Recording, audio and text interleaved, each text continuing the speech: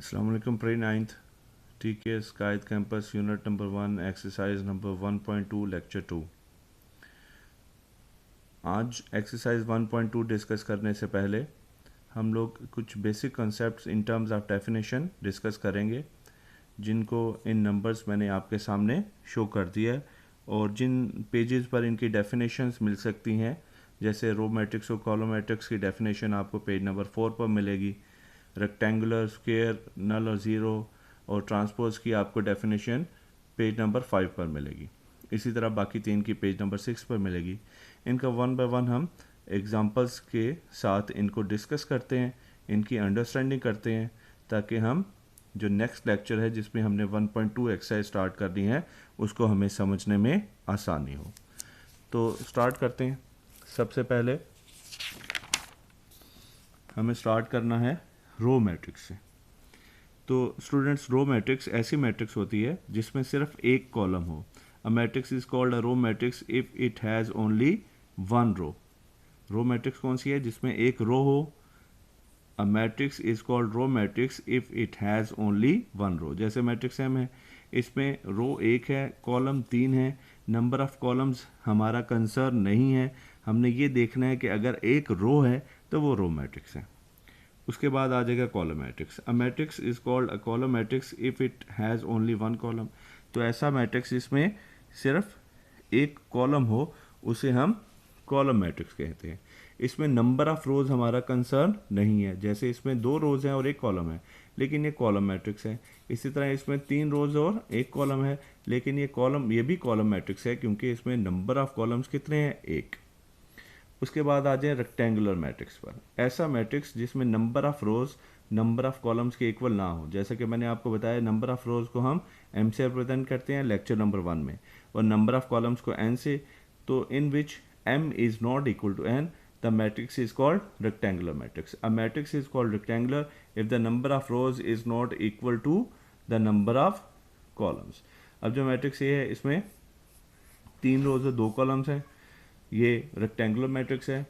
B दो रोज और तीन कॉलम्स हैं, इसमें number of rose number of columns के इक्वल नहीं है, तो ये भी रेक्टेंगुलर मैट्रिक्स है। सी, इसमें ऑर्डर है इसका 1/3, यानी एक रो और तीन कॉलम्स हैं, ये भी रेक्टेंगुलर मैट्रिक्स है, क्योंकि इसमें number of rose number of columns के इक्वल नहीं है। लेकिन अगर हम इस एग्जाम्पल पर गौर करें तो ये रेक्टेंगुलर मैट्रिक्स के साथ साथ रो मैट्रिक्स भी है। क्यों? रो मैट्रिक्स की डेफिनेशन क्या थी? जिसमें एक रो हो वो रो मैट्रिक्स है। तो ये रो मैट्रिक्स भी है और रेक्टेंगुलर मैट्रिक्स भी है। इसी तरह जो पिछली रो मैट्रिक्स में हमने एग्जांपल पढ़ी थी, वो भी रो मैट्रिक्स भी थी और रेक्टेंगुलर भी थी। रो रेक्टेंगुलर क्यों है? दोनों की प्रॉपर्टीज फुलफिल हो रही है। Number of rose number of columns के इक्वल नहीं है, इसलिए ये रेक्टेंगुलर मैट्रिक्स है, और नंबर ऑफ रोज एक हैं, इसलिए ये रो मैट्रिक्स है। इसी तरह डी जो है, ये एग्जांपल है, ये भी रेक्टेंगुलर मैट्रिक्स की एग्जांपल है, लेकिन ये रेक्टेंगुलर मैट्रिक्स होने के साथ साथ कॉलम मैट्रिक्स भी है।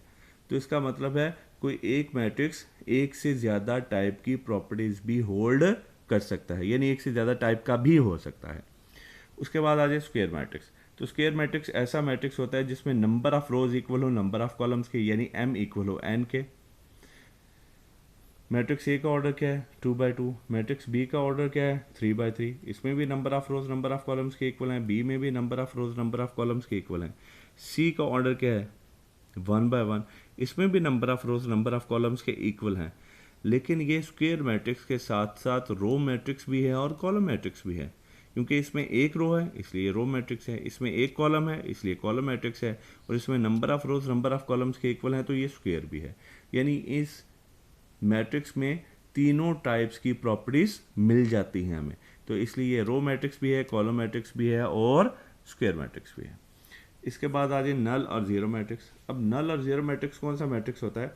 इसमें चाहे वो रो मैट्रिक्स हो, वो कॉलम हो, वो रेक्टेंगुलर हो या स्क्वायर हो, ऐसा मैट्रिक्स जिसकी सभी एंट्री जीरो हो। जैसे सभी एग्जांपल्स में ये स्क्वायर है, ये रो रेक्टेंगल है, ये कॉलम और रेक्टेंगुलर है, ये भी रेक्टेंगुलर है और ये स्क्वायर है। इन सब में नंबर ऑफ एलिमेंट्स क्या हैं? जीरो। सभी एलिमेंट्स जीरो है। तो ये सारे के सारे कौन से मैट्रिक्स हैं? नल और जीरो मैट्रिक्स। और याद रखिएगा, नल और जीरो मैट्रिक्स को हम किससे रिप्रेजेंट करते हैं? ओ से। उसके बाद आ जाएगा ट्रांसपोज ऑफ ए मैट्रिक्स। तो किसी भी मैट्रिक्स का ट्रांसपोज हमने फाइंड करना हो, जैसे अगर फ़र्ज़ करें मैट्रिक्स ए का ट्रांसपोज फाइंड करना है तो उसको ए टी से रिप्रेजेंट करेंगे। जैसे पावर लिखते हैं वैसे पावर की जगह पर आपने टी लिख देना, T for transpose. Transpose of matrix A, इसकी क्या डेफिनेशन लिखी है? Matrix obtained by changing rose into columns और कॉलम्स इनटू रोज।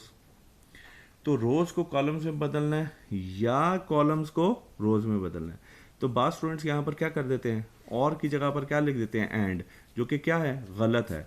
अगर और की जगह पर आप एंड लिख देंगे तो ट्रांसपोज का कॉन्सेप्ट ही क्या हो जाएगा? ख़त्म, और इस डेफिनेशन के आपको कोई नंबर नहीं मिलेगा सिर्फ और की जगह पर एंड लिखने से।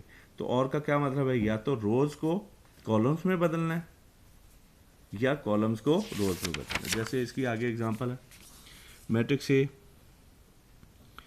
फर्स्ट रो है 1 2 3, उसको फर्स्ट कॉलम बना दिया। सेकंड रो है 2 1 0, उसको सेकंड कॉलम बना दिया।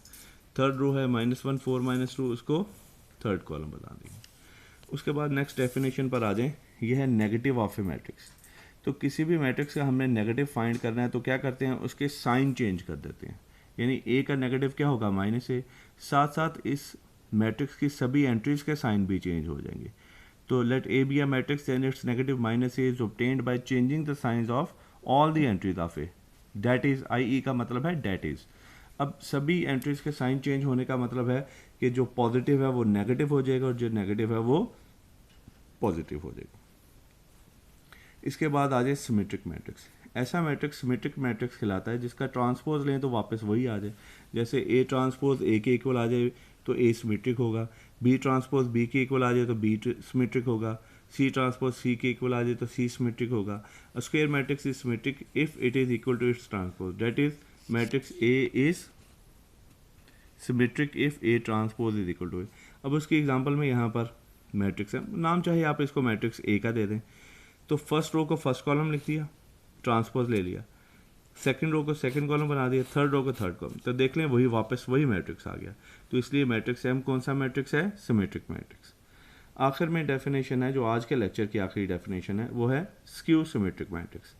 तो ऐसा मैट्रिक्स जिसका ट्रांसपोज उसके नेगेटिव के इक्वल आ जाए, मतलब वापस मैट्रिक्स यही आए लेकिन ए का नेगेटिव, नेगेटिव मतलब सबके साइन क्या हो? चेंज। तो ऐसा मैट्रिक्स कौन सा मैट्रिक्स कहलाता है? स्क्यू सिमेट्रिक मैट्रिक्स, जिसमें ए ट्रांसपोज इक्वल आ जाए -a के। ओके स्टूडेंट्स, बाकी कुछ डेफिनेशन हैं उनको हम नेक्स्ट लेक्चर में डिस्कस करेंगे और साथ ही एक्सरसाइज नंबर 1.2 को भी। अल्लाह हाफिज़।